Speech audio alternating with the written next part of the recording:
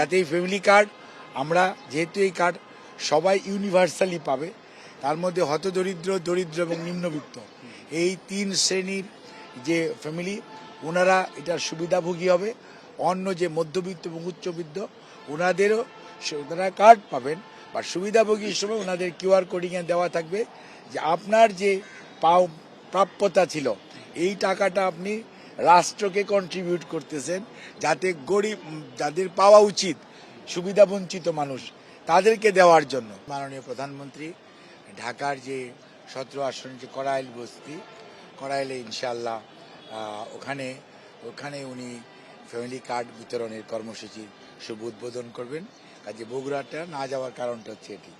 আর 10 তারিখ ইনশাআল্লাহ, আর 10 তারিখে ইনশাআল্লাহ সকালে এই প্রোগ্রামটা হবে। আর সারা বাংলাদেশের আরও 14টি স্থানে আপনারা জানতে পারবেন। মাননীয় প্রধানমন্ত্রী এই সবাইকে আমাদের যে দলীয় নেতা এবং মন্ত্রী মহোদয়রা আছেন তাদেরকে নির্দেশ দেওয়া হয়েছে যে ওনারা যার সংশ্লিষ্ট উপজেলায় অথবা অঞ্চলে ওনারা ওখানে থাকবেন এবং থেকে নিজেরা সরাসরি ফ্যামিলি কার্ড বিতরণ কর্মসূচির আপনার তদারকি করবেন, উদ্বোধন করবেন এবং সবার যারা ফ্যামিলি কার্ড পাওয়ার উপযুক্ত তাদের মধ্যে ফ্যামিলি কার্ড বিতরণ করবেন। এবং এর মাধ্যমেই বাংলাদেশ জাতীয়তাবাদী দলের যে নির্বাচনী অঙ্গীকার, যে অগ্রাধিকার প্রকল্প ফ্যামিলি কার্ড, সেটির বাস্তবায়নের কাজ শুরু হবে। যদিও ডাটা সংগ্রহ, ডাটা এন্ট্রি এগুলো শুরু হয়েছে 23 তারিখ থেকেই, বাট ফ্যামিলি কার্ড বিতরণ ফিজিক্যালি শুরু হবে ইনশাআল্লাহ 10ই মার্চ থেকে। মাননীয় প্রধানমন্ত্রী সেটি শুরু করবেন কড়াইল বস্তি। কতটি পরিবার দিচ্ছেন প্রথমবার? আপনার এটা আপনাকে আগেও আমি বলেছি, আজকেও বলি, যেগুলো কিন্তু প্রত্যেকটা ওয়ার্ডের জনসংখ্যার, যেমন কড়াইল বস্তি সম্পর্কে আপনাদের কি ধারণা আছে আমি জানি না। কড়াইল বস্তি এবং সাততলা বস্তি, আর আপনার কি বলতেছে ভাসানটেক বস্তি, অলিরটেক বস্তি, আপনাদের ধারণা কি জানি না। এখানে 44,000 হাউস হোল্ড আছে, 44,000। কাজেই মানে এতদিন এগুলো বোঝা যায় নাই। এখন যখন আমরা ফিজিক্যালি মাঠে নেমে ঘর টু ঘর, আপনারা দেখেছেন ওই দিন যে কিভাবে আমাদের সরকারি কর্মকর্তা এবং কর্মচারীরা how they are collecting the information door to door, এবং তারা যে ইনফরমেশন কালেক্ট করতেছে এবং সেই ইনফরমেশনগুলি কম্পিউটারে এন্ট্রি দেওয়া হচ্ছে। এবং আমরা আশাবাদী যে কার্ড এন্ট্রি দেওয়া হলেই শেষ না, এন্ট্রি দেওয়ার পর এইটা একটা স্মার্ট কার্ডের মতো হবে। এই কার্ডটার মধ্যে আবার সকল ইন্ডিভিজুয়াল হাউস হোল্ডের সমস্ত ইনফরমেশন দিতে হবে, দেওয়ার পরে প্রিন্ট করতে হবে। সো ইট টুকস টাইম, বাট এটা আমাদের অরিজিনাল প্ল্যানিং যা ছিল তার থেকে প্রায় 6 গুণ বেশি কার্ড লাগতেছে।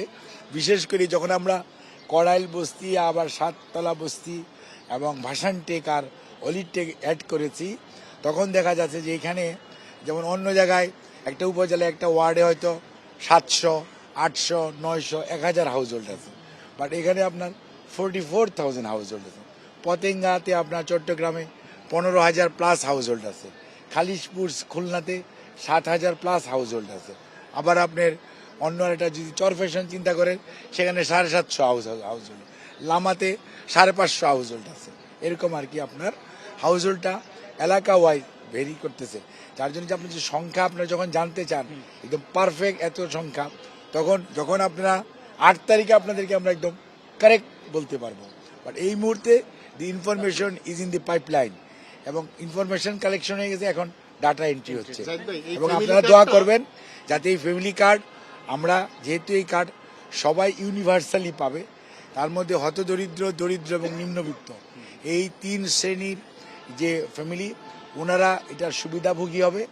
অন্য যে মধ্যবিত্ত এবং উচ্চবিত্ত ওনাদেরও ওনারা কার্ড পাবেন, বা সুবিধাভোগীর সময় ওনাদের কিউআর কোডিংয়ে দেওয়া থাকবে যে আপনার যে প্রাপ্যতা ছিল এই টাকাটা আপনি রাষ্ট্রকে কন্ট্রিবিউট করতেছেন, যাতে গরিব যাদের পাওয়া উচিত সুবিধাবঞ্চিত মানুষ তাদেরকে দেওয়ার জন্য। So they will feel honoured যে এই কার্ডটা দেওয়ার কারণ দে আর গেসিং দি কার্ড, এবং they are contributing in other way to the country, যে তার সুবিধাটা সে অন্যকে দিচ্ছে।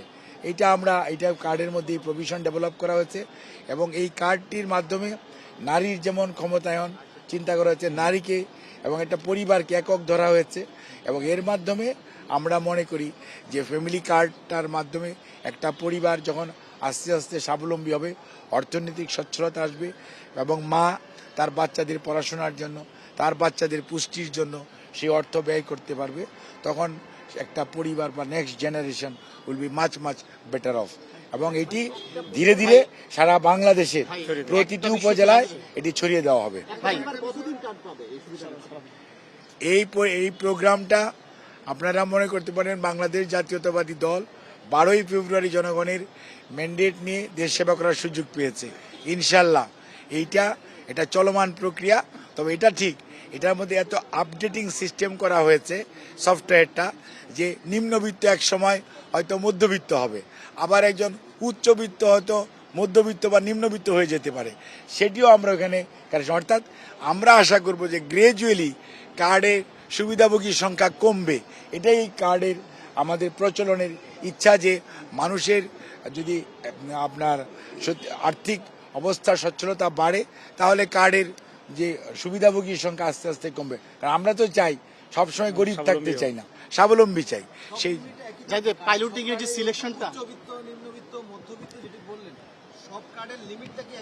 আমরা উচ্চবিত্ত আর মধ্যবিত্ত ওনারা কোনো সুবিধা পাবে না, but they will get the card, কারণ it is their rights and privilege as a citizen. একটা বিষয় জানতে চাই যে এই পাইলটিং এর যে জায়গাগুলো সিলেক্ট করা হয়েছে কিভাবে করা হয়েছে সেটা জানা দরকার। আর একটা বিষয় হচ্ছে যে কি যে পাইলটিং এর সাথে এই কমিটিতে যারা আছে, যেসব মন্ত্রীরা আছেন বিশেষ করে, তাদের সবার এলাকাতে একটা করে পাইলটিং নেওয়া হয়েছে, অন্যান্য এমপিরা সাধারণত একটু বঞ্চিত হয়েছে, কেন? এটা কোনো বঞ্চনার কোনো বিষয় না, এটা হচ্ছে একটা ইউনিভার্সাল ইস্যু, এবং ইউনিভার্সাল পাইলটিং মানে পাইলটিংয়ে আপনি এটা 10 জায়গা 12 জায়গা, এটা আপনারা শুনলে আশ্চর্য হবেন। এই পাইলটিং আমরা জানার আগেই, আমরা নির্বাচন এই প্রেমিসেসে ঢোকার আগেই আমরা এই সমস্ত ভেন্যু আগে সিলেক্ট করে রেখেছিলাম।